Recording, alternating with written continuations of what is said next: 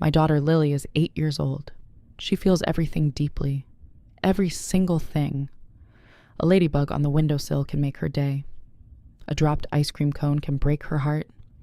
She's the kind of child who stops walking if she sees an ant carrying something too heavy because she worries it might be tired. When Lily was 4, she made me stop the stroller in the middle of the park because there was a worm on the path and she was afraid someone would step on it. We stood there for 6 full minutes while she carefully moved it to the grass with a stick, narrating the whole time. "It's okay, little guy. I've got you. You're going to be fine." When Lily was 6, she saved her birthday money for 3 months and bought a bird feeder because she'd noticed the birds in our yard looked hungry in winter. She installed it herself. Mostly. She was very serious about it.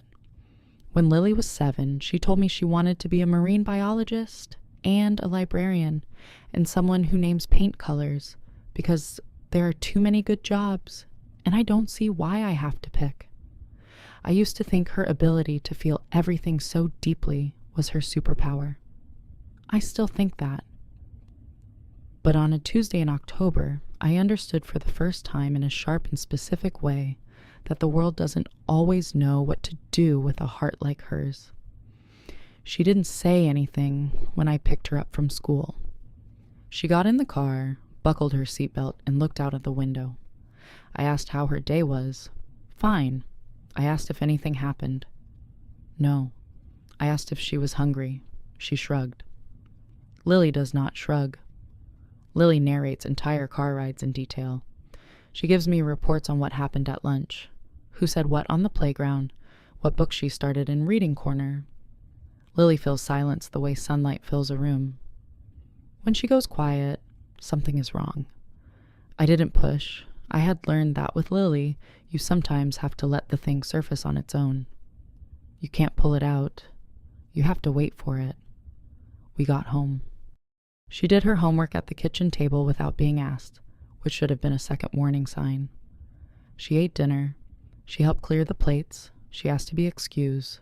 She went upstairs. At 9 o'clock, I went to check on her.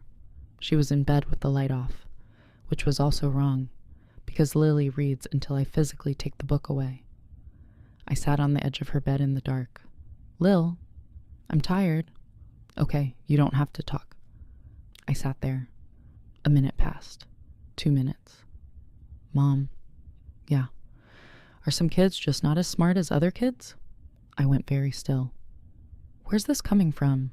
I asked carefully. She was quiet for a long time. Long enough that I thought she'd decided not to tell me. Then she said, "Mrs. Harmon said it." I kept my voice level. "Said what exactly?" She was talking about the reading groups. She said some kids learn at different speeds. She said, Lily stopped, started again. She said Lily isn't quite at the level of the others yet, but that's okay. She said it in a flat, careful voice, the way children repeat something they've been turning over in their heads all day, trying to find a different meaning in it. "She said it in front of everyone?" I asked.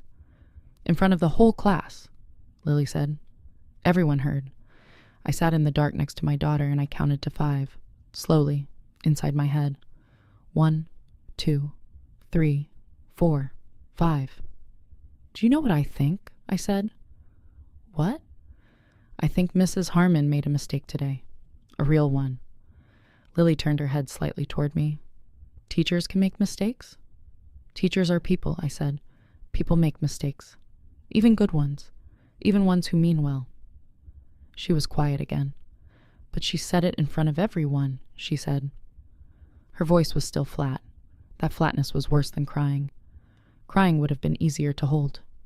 "I know," I said. Jacob laughed. "One more count to 5. "Are you mad?" Lily asked. "Yes," I said. "But not at you. Not even a little bit at you." She turned all the way toward me then. I felt more than saw it in the dark. "Are you going to do something?" "Yes," I said. "Tomorrow." "Don't make it a big thing," she said immediately. "I'll make it exactly the right size of thing," I said. She thought about that. "Okay."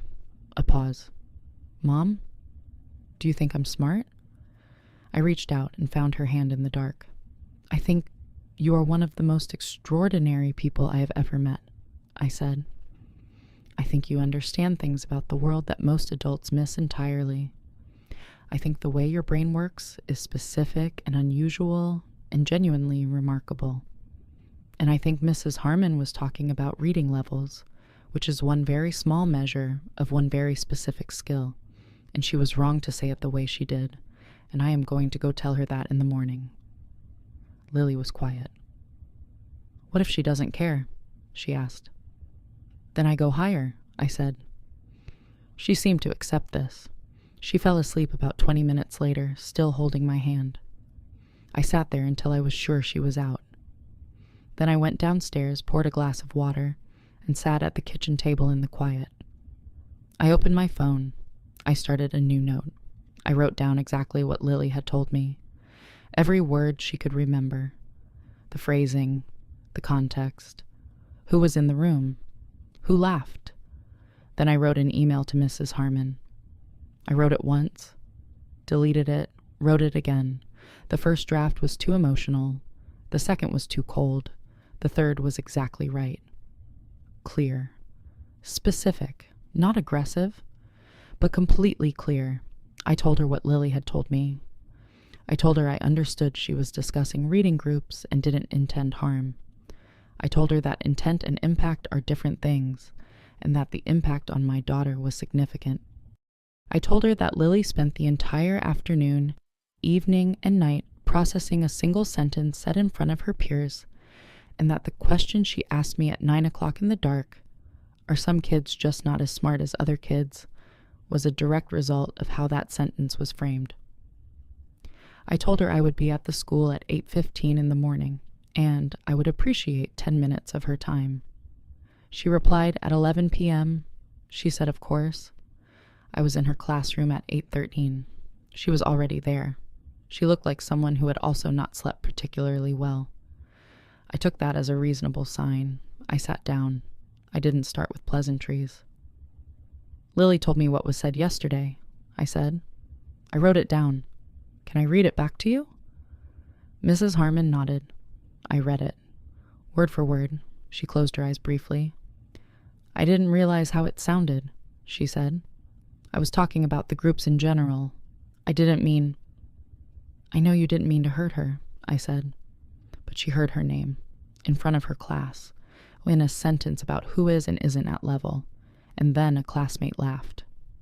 Mrs. Harmon looked genuinely troubled. Which student? Jacob. She wrote the name down. That mattered to me. She wrote it down. Here's what I need, I said. I had thought about this carefully the night before. I didn't want punishment. I didn't want drama. I wanted something real. I need Lily to hear from you, in some form, that what she felt yesterday was valid, that the way it was said was not okay. You don't have to embarrass yourself in front of the class. You don't have to make a speech, but she needs to know that you know. Mrs. Harmon nodded slowly. I can do that, she said. I'd like to do that. And I'd like to talk about how Lily's actually doing, I said. Not compared to the group. Just Lily. What you see. What she needs. Because if there are real concerns about her reading, I want to know, and I want to help. But I want to have that conversation separately, privately, in a way that doesn't involve her hearing herself described against other children. Mrs. Harmon looked at me for a moment. Then she said something I didn't expect. She's doing better than I conveyed, she said quietly. She's not struggling. She's thoughtful. She takes longer with things because she's thorough, not because she doesn't understand. I should have been clearer about that distinction. I sat with that for a second. Then please be clearer, I said, because she is going to grow up believing what the adults in her life reflect back to her. And right now, you are one of the most important adults in her life. Mrs. Harmon nodded. Her eyes were bright in a way that told me this had landed somewhere real. I left at 8:31. Lily's school day started at 8:45. I sat in my car in the parking lot and watched other parents drop off their kids and tried to decide how I felt. I felt tired. I felt like I'd done the right thing. I felt the particular specific exhaustion of being someone's mother and taking it seriously.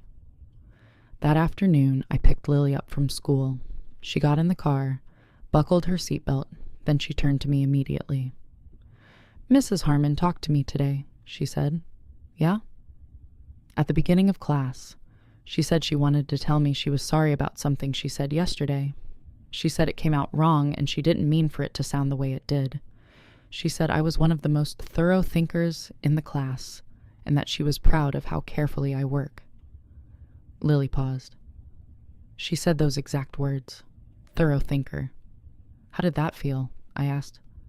Lily thought about it in her serious way. "It felt like a window opening," she said. I pulled out of the parking lot. We drove for a minute in silence. "Mom," Lily said. "Yeah." "You made it exactly the right size." I didn't say anything. I just reached over and squeezed her knee. She talked the entire rest of the drive home. The caterpillar she'd found at recess, the book she'd started in reading corner, the new girl in her class who also likes birds, full narration, sunlight filling the room. 3 weeks later, Lily came home with a project. Each student in the class had been asked to write about something they were proud of, something they did well. Lily wrote about moving the worm. She wrote 3 paragraphs. She described the worm, the path, the stick, the 6 minutes, the narrating. She wrote, "I stopped because the worm needed help. I didn't know if it mattered, but I think when something needs help and you can help, you should. That is something I am good at. I am good at stopping." Mrs. Harmon had written at the bottom in red pen, "This is exceptional. Please share with your mom." I read it at the kitchen table that night after Lily was in bed. I read it twice. Then I put it on the refrigerator, right next to the bird feeder receipt she'd saved, and the drawing she made of the worm, labeled Gerald, with a little arrow pointing to the grass where she'd placed him. Some things you can't teach. Some things a child either has or doesn't. The capacity to stop, to notice, to care about the worm. Lily has it. She was born with it. My job isn't to make the world gentle enough for her heart. My job is to make sure she knows her heart is worth protecting. I think I'm doing okay. Thank you for listening all the way to the end. If this story moved you, please hit that like button and subscribe. Drop your location in the comments. USA, UK, Canada, Australia, wherever you're watching from. And remember, children notice everything. Every word, every comparison, every sentence said out loud in a room full of their peers. Everything. Take care of each other. See you in the next one.